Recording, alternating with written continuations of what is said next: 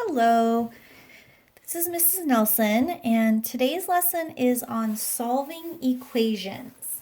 And we're going to start with one-step equations that include addition and subtraction. So a vocabulary word that you're going to need to know is inverse operations. And inverse operations are two operations that undo one another. For example, adding and subtracting are inverse operations, and multiplying and dividing are inverse operations. Let me show you what I mean by that. If I started with the number 6 and I added 3 onto it, that's going to give me 9. But if I wanted to get back to what I started with, which was 6, I could subtract 3, because adding 3 is what I originally did, and to undo adding 3, I would subtract 3, and then 9 minus 3 gets me back to 6, which is what I started with, because those two operations are inverse operations and they undo each other. Same thing if I had started with the number 29, and let's say I subtracted 10 from it. So that would give me 19. But if I wanted to get back to where I started, 29, I would have to add 10, because adding is the opposite of subtracting. And that gets me back to where I started with 29. Okay, so as we start solving equations, you need to keep this idea of inverse operations in mind, because that's going to help us decide what to do to solve an equation. Now, those of you who did hands-on equations with me, you remember that we always did the same thing to both sides of our balance, because we talked about equations have to stay balanced. So if we took off 2 blue pawns from one side, then we would take off 2 blue pawns from the other side. Let me give you an example. If I had x plus 9 equals 3x plus 5, now this is much more complicated than we're actually going to be doing, but I want to relate this back to hands-on equations. When we did this, we built it by doing 1 blue pawn and a 9 on this side. And over on the other side, I had 3x, so 3 blue pawns, and a red block that had a 5 on it. Now, to solve it, we would take things off of both sides if we could. So we took off 1 blue pawn from over here, but to keep it balanced, we had to take off a blue pawn from this side also. And since we had 5 on our red block over here and 9 over here, we could take off 5 from that side, leaving us with nothing, no red block. And over here, we could take off 5 and replace it with a 4, because 9 minus 5 is 4. And then that left us with 4 on this side and 2 blue pawns.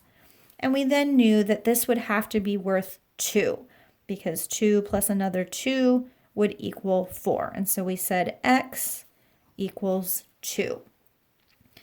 Okay, so that same idea of doing the same thing to both sides to keep it balanced is going to be very, very important. When we are solving equations, our goal is to isolate the variable. And the word isolate, if you think about a person who has isolated him or herself, they have kind of put themselves in their own bubble. They've taken themselves apart or away from the group. So when we're isolating the variable, we are trying to get the variable or the letter by itself.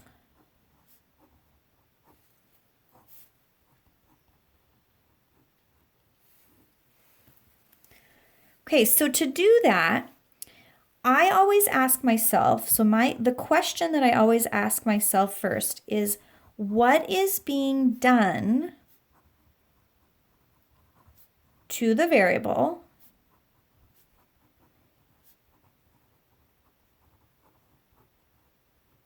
And then the second question is, what can I do to undo that action.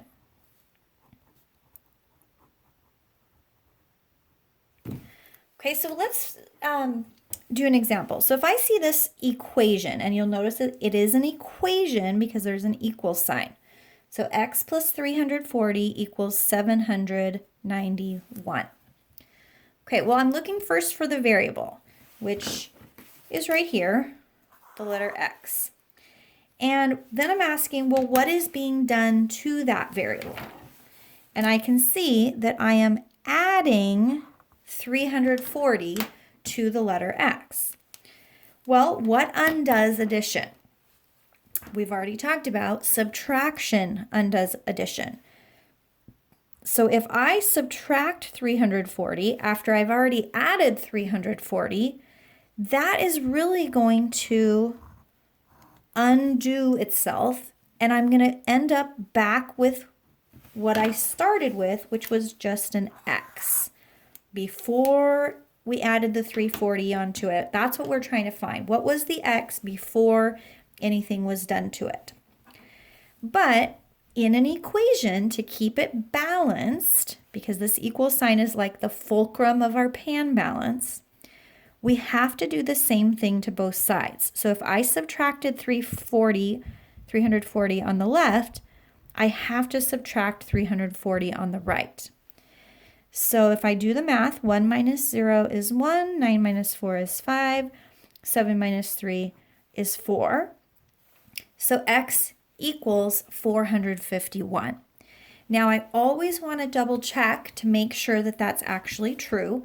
So to do that, I substitute.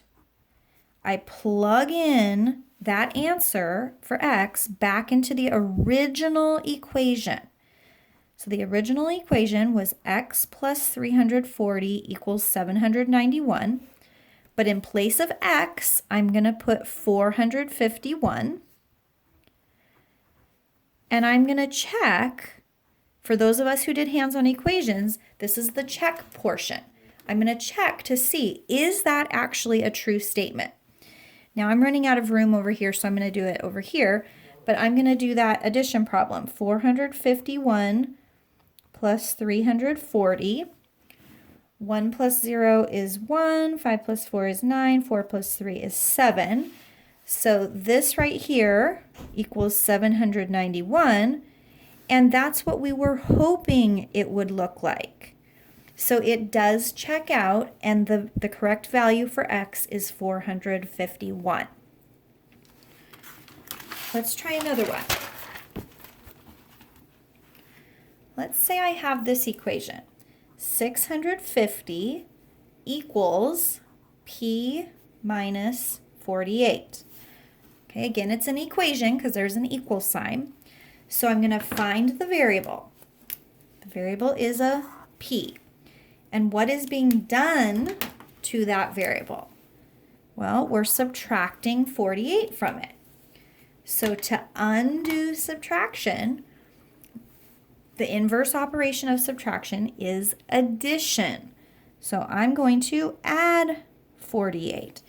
And if I have a p and I subtract 48 and then I add 48, that's just going to be 0 and get me back to what I started with, which was p. But I have to keep things balanced. This is an equation, and equations, because they're equal, if I do something to one side, I have to do the same thing to the other side. So I'm going to add 48 over here. 0 plus 8 is 8, 5 plus 4 is 9, and 6 plus nothing is 6. So I have solved this, and I think that p equals 698. But I need to check. So I'm going to rewrite the original equation as I first saw it. Then I'm going to substitute in, wherever I see the letter P, I'm going to put 698, rewriting the rest of the equation as I saw it. And really I'm asking the question, is this true? Are these equal? So let's see, I'm going to do 698 minus 48 up here. 8 minus 8 is 0. 9 minus 4 is 5. 6 minus nothing is 6. So this equals 650, which is what I was hoping it would equal. So this checks out, which means this is the solution to that equation. I solved it and I got the solution. So as you're working today, remember to use inverse operations and to keep things balanced. Do the same thing to both sides of the equation.